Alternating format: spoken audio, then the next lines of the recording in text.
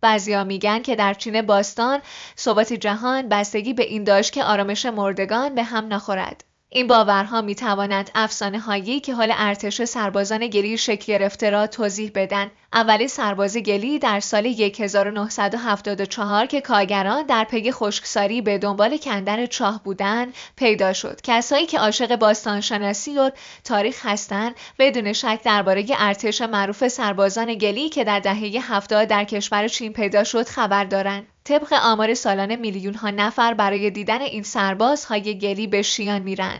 ولی تعداد کمی از داستان ترسناک پشت این کشف تاریخی خبر دارن. افسانه‌ای که مو به تن شنونده سیخ میکنه. تا حالا از نفرین ارتش سربازهای گلی یا تراکوتا چیزی شنیده اید؟ اگه این داستان براتون تازگی داره، پس این داستان جذاب و از دست ندید و در ادامه با من همراه باشین.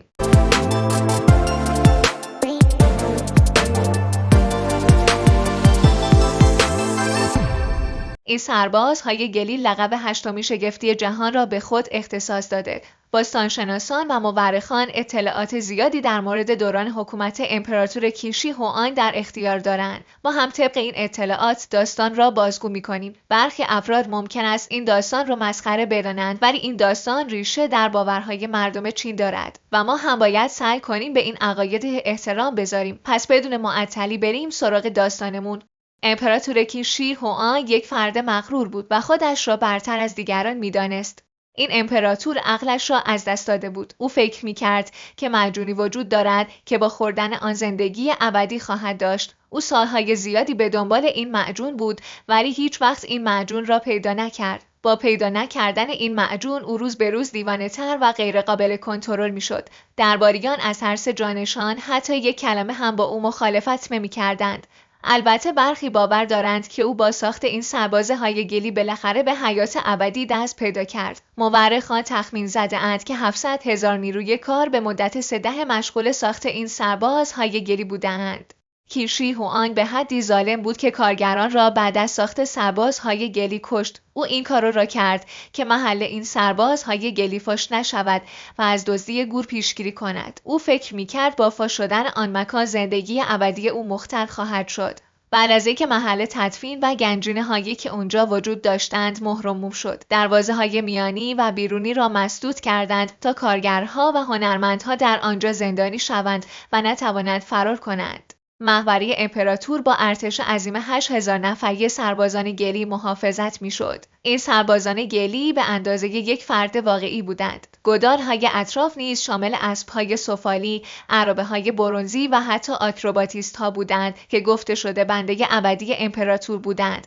مردم چینی احترام زیادی برای مردگانشون قائل هستند. دلیلش هم اینه که احترام به آرامگاه‌های این افراد برای رام کردن ارواح اجداد ضروری است و اگه هر گونه مزاحمتی در این آرامگاه‌ها صورت بگیره نقض باورها محسوب میشه. چند وقت پیش یک دست نوشته از یکی از کارگران که سربازان گلی را ساخته بود پیدا شد.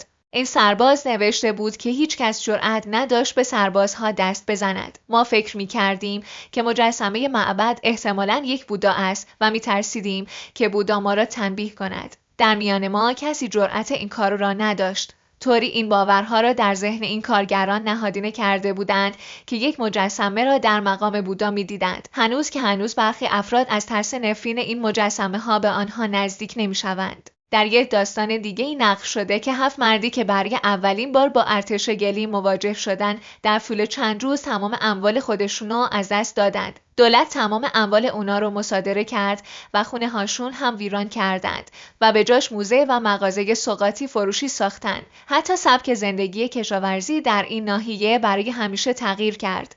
یکی از کارگران خودکشی کرد و برخی کارگران هم از فقر زیاد جون دادند. برخی دیگه هم مجبور شدند در قبال درآمدی ناچیز به امضای کتابی درباره چگونگی پیدا شدن سربازان گلی تن بدهند. این داستان چنان مثل بمب در میان مردم پیچید که خیلی‌ها این داستان را باور کردند و هنوز خیلی‌ها احترام بسیار زیادی به این سربازان گلی قائل هستند. برخی هم دعاها و خواسته هاشون را از این سربازان گلی طلب می‌کنند. این اعتقادها و باورها در سراسر جهان هست. فقط در هر منطقه نوع باورها فرق می‌کنه. درسته که کشف این مکان برای دولت چین سرمایه خوبی شد و چین سالانه از طریق این مقبره پول خوبی به جیب می‌زنه.